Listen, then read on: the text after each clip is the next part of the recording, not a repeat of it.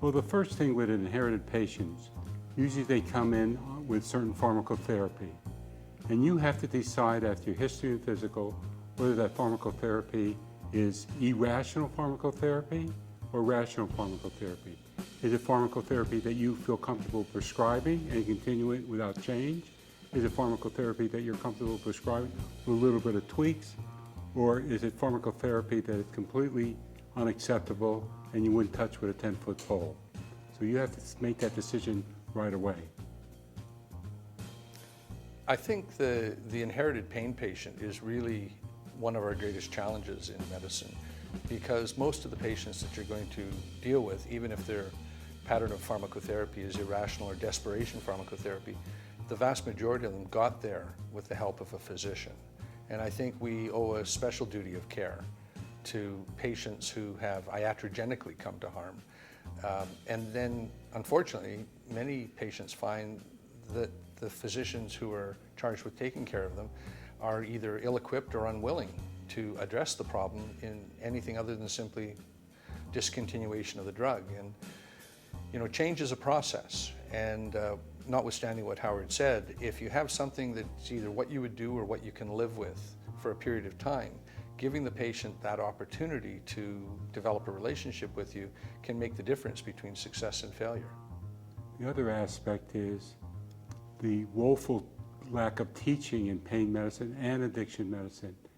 And generally, many doctors have an entrance strategy, how to get somebody on pharmacotherapy, but have no idea of an exit strategy if it goes bad or it's no longer needed.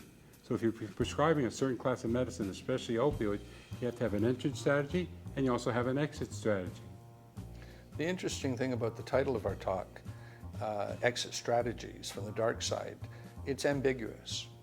Certainly it's focused on taking a person from where they are and helping them get to where they need to be, but the dark side isn't necessarily addiction.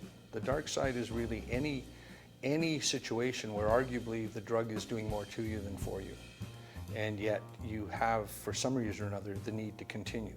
The drive to do that may be ulterior, maybe for substance use disorder, or it may simply be that my life gets worse when I try to change my pattern of medication use. And that's not, I think it's a red herring to focus on either pain or addiction. I think there are a lot of very genuine and legitimate pain patients who are struggling with problematic patterns of medication use, not because they have substance use disorders, but because they have been left to their own devices to a certain extent, with the expectation that they'll follow the rules as laid out, often rules that aren't laid out very clearly at all, because frankly, most doctors don't really know how to use medications like opioids rationally. They light the fuse and then they run. And to a certain extent, the fear many doctors have about starting medication is that they'll have no idea how to quit it or discontinue it if that comes. So that's where the exit strategies paradigm came from. Well, I think Doug brings up a very important point, is the first person that you take a history and physical when the patient comes in is yourself. In other words, do you feel comfortable with the patient? Do you have the experience to take care of their problem? Do you have the resources to enlarge your team is necessary? So the first, as Doug would say, and I always say the Dougisms, is the first person you take a pulse of is your own, and see if that's racing. You have to make sure you're all right if you're going to try to help somebody else. It's an age-old maxim from anesthesia. The first pulse you take at a cardiac arrest had better be your own. But I think when dealing with pain management, we're dealing with patients over time. And certainly some things need to be addressed immediately, but there are often a lot of different right answers to handle a situation. A urine drug screen that's either unexpectedly positive for something that shouldn't be there or negative for something that you feel should be there needs to be acted on. But there are a variety of things that can be done that are quite reasonable. But there is only one absolutely wrong answer, in our opinion, and that wrong answer is to do nothing, to simply ignore it and hope it goes away. More harm has come to patients and doctors alike, not by what they did, but by what they didn't do, by inaction.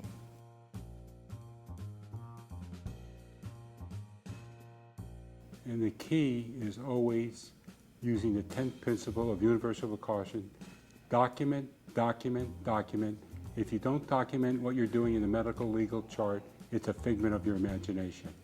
It's both to protect yourself, the patient, and to memorialize what you're doing in a record. Ideally, a medical record should allow a knowledgeable individual to review it and come to a reasonable conclusion as to what you did and why you did it. Unfortunately, sometimes medical records get abbreviated, but things can happen to doctors. A doctor can die, a doctor can leave practice, and this leaves the patient and the medical record to be deciphered essentially by the clinician who picks up that ball.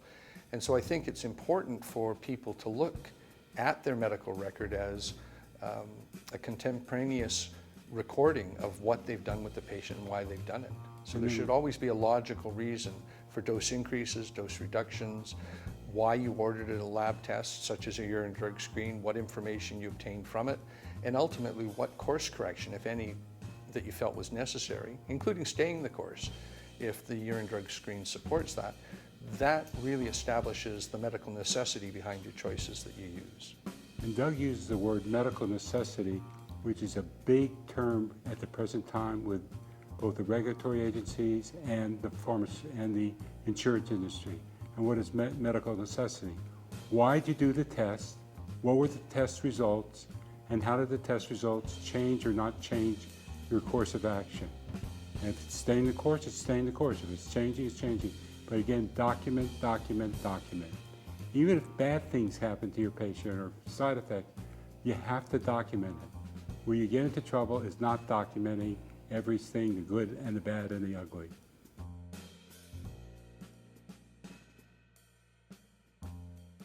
Medical care, not only the medicine, the whole holistic biopsychological approach to the patient should be compassionate, that you care about your patient, should be defensible, and should be rational. It all is part of the holistic treatment of the patient. You can't treat, especially in pain management, you can't just treat one part of the body. You have to treat the person in the biopsychosocial model.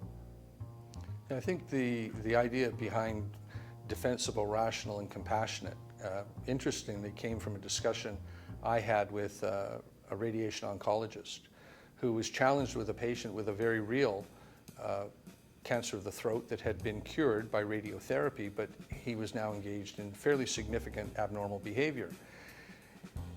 And the clinician asked if I would manage this patient's care. And I said to him, yes, that's possible, but to be honest, there's nothing I'm going to do that you can't do and that you haven't done before with other patients. But what you do plan to do, whatever it is, has to be from your team's perspective, defensible, rational, and compassionate. Because if it isn't, if somebody on your team feels that we're not treating this patient right, then they can inadvertently or sometimes deliberately sabotage the course of therapy. And splitting is a very real problem with multiple caregivers involved with complex patients. And so everybody needs to be on the same page. And I think defensible practice, rational practice, compassionate becomes a bit of the eye of the beholder, but defensible and rational should not be giving way to desperation pharmacotherapy and the undefended practice of medicine. And I like the idea of what Doug said, the complex patient. Not the bad patient with a complex disease, but a good patient with a complex disease. Many people say, because the medicine you prescribe could be part of the solution, part of the problem, or both, and the patient may have trouble with it, that doesn't make them a bad patient, that makes them more complex in doing the pain management. One of the interesting things about medication management, to remain on that topic, is a distinction that we would like to make between legitimate indication for a certain pharmacotherapy versus an appropriate indication for the management with a given pharmacotherapy. For a legitimate use of drug, you need an indication that any reasonable practitioner would say an opioid, for example, might be prescribed for. You need a clinician to prescribe it with a lawful license, and you need a therapeutic relationship between the doctor and the patient. But that's the bare minimum. That meets the law, the letter of the law. To determine if it's appropriate, you have to go deeper than that. Because some things, just because they have legitimate indication for use, does not necessarily make it appropriate that they use, or that you further their use by prescribing. To further go into it, I have a DEA license, obviously, that I could control, prescribe scheduled medicines from 2 to 5. I could write for a controlled substance of opioid A and write for $3,000 per prescription. That's a legitimate prescription, but is it an appropriate prescription? No, it's not appropriate, and it will catch the eye of the regulatory agency. And I'd have to have a reason why I'm doing this. And generally, there's not a good reason to dispense 3,000 pills at one time.